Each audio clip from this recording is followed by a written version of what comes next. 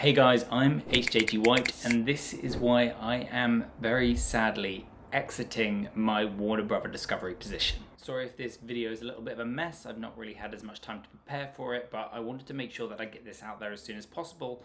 I did write a post about it when I did this yesterday on eToro, but I wanted to make sure that because I've got a lot of people watching my channel on YouTube and my Warner Brother Discovery videos are some of my biggest videos, I wanted to make sure that I get this message out there as quickly as possible. Now, I have done a lot of very detailed debt modeling sheets for this stock, and I want to say that nothing has changed about my view of Warner Brother Discovery's debt. It is still very low interest. It's all fixed at 5%. 50 billion is an enormous figure, but their free cash flow, as far as I can tell, can easily cover this figure. The thing that has changed for me, sadly, is not a financial thing, it's a fundamental thing. And because I am a fundamental intrinsic value investor, that's kind of the worst thing I feel could have changed about the stock. The thing that has changed is that this split that has been slowly coming into view for some time now seems to be upon us, and Warner Brother Discovery seem like they're really going to go for it. It's no longer a rumor. When it first was coming out, it was just a rumor. Now it definitely seems like something that is going to happen. At the very least, Zaslav clearly wants this split to happen, and I just don't. I was excited about this stock after the merger because I liked reading the financial statements which went through networks, studios, and D2C. They seemed like three really strong segments that kind of complemented each other in different ways. The network segment, which was shrinking, had the highest profits that could help pay off the debt, but also there's a lot in the networks and studio segments that could have helped with the growth of the D2C segment.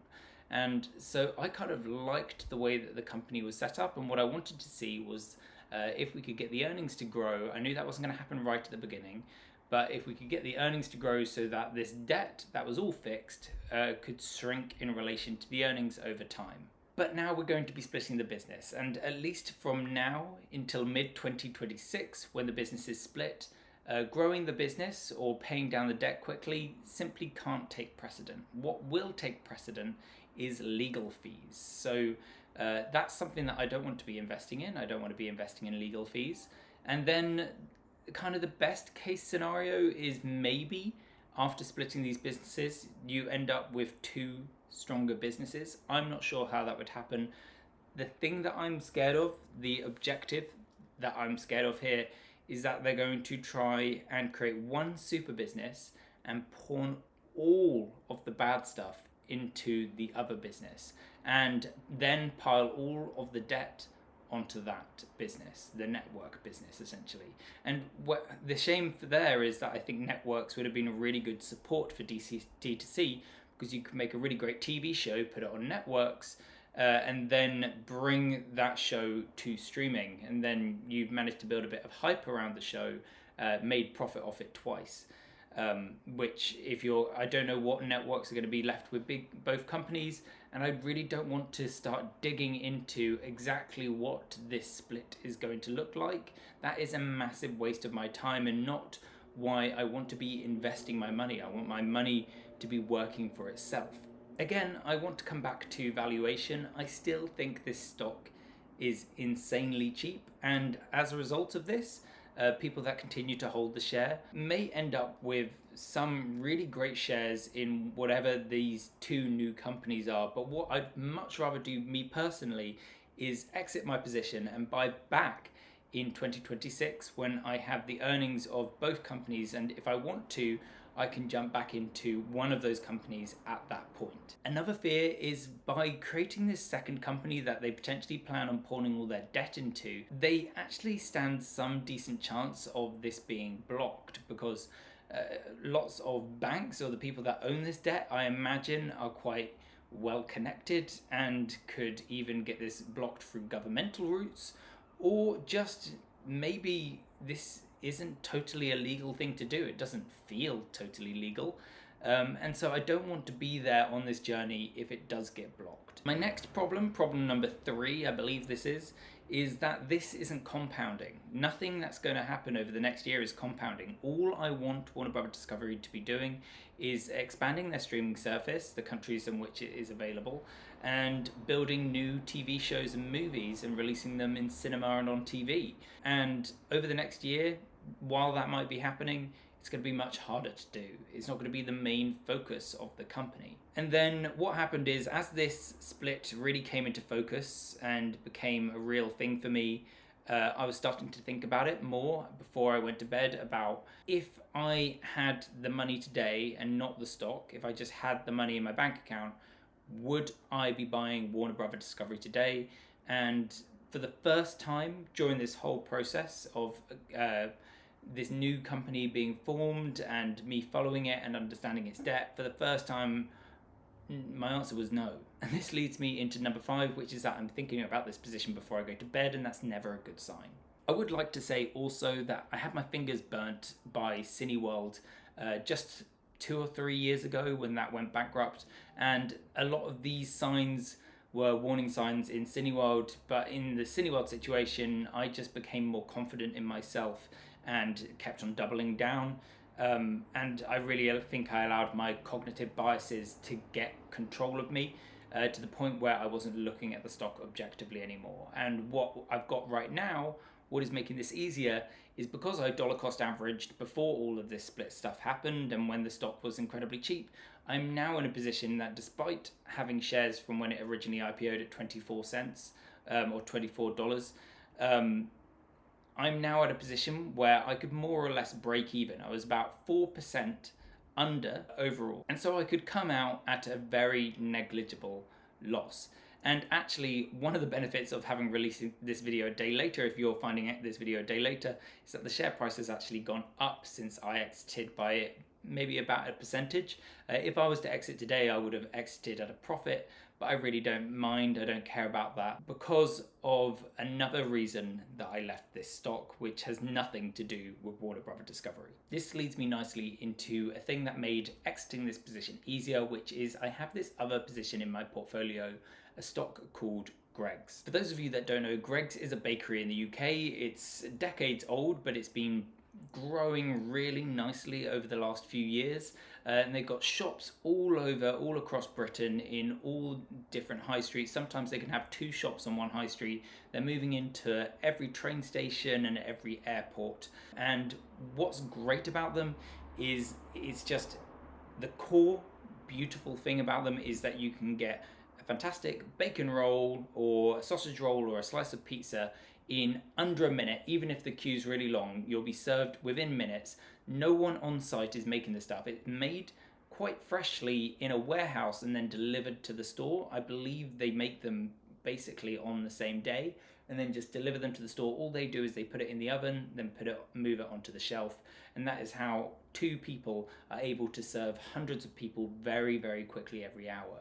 And so it's very cheap, decent quality, and very fast.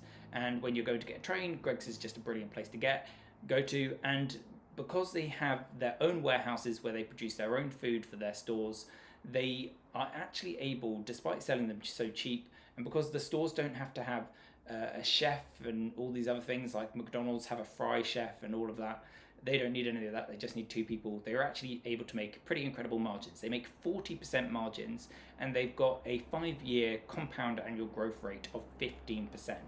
And so they've got sort of, for the record, Apple over the last 5 years, I believe their compound annual growth rate of net income is like 7 to 8%. So like double Apple's net income growth. So tech stock level of growth in earnings. And when I first bought it, it had a price to earnings of 30, which is a fair price for a pretty incredible stock. But since then, the share price has actually come down and the earnings have gone up. So everything about the business is better for me because what I want is it to be cheaper. Now the price to earnings is 13, not 30, and yet the earnings are higher. And I believe that they are going to continue to grow because they're now starting to build Greggs drive-thrus and stuff like that. And so they've not got a split on the horizon. They've not got a merger. All they need to do is just keep doing exactly what they've been doing. I believe since I first began investing in Greggs, there's at least 300 new Greggs stores, and all they need to do is keep doing that. And what's also brilliant about that is while they've been doing that, they haven't been decreasing their margins. So when Subway and Starbucks started building too many stores, you started to see their margins start to slip. And so what we're noticing with the margin not slipping is the fact that they're building more stores isn't diluting their profit sales and stuff like that. Having two Greggs on a high street doesn't necessarily mean that you're galvanizing your customers and stealing them from your other stores, because you might be getting customers that are going different directions. And so so far everything is looking great on Greggs. And so what I can do is I can take this money out of what has become for me quite a speculative position, Warner Brothers Discovery, because I don't know how to value this split. I still think it's cheap, but I just don't know how to value it, and I don't see them doing anything to grow their income over the next year now that they're focusing on this split. So if their price to earnings does go up over the next year, it won't be, I believe, because of intrinsic value growth. It will be because of speculative growth. And I personally don't like to rely on speculative growth. I like to rely on intrinsic growth because it is more predictable. And I thought there was loads of intrinsic growth to be had here. I think it's a real shame, and I think it's a wrong move to split the business.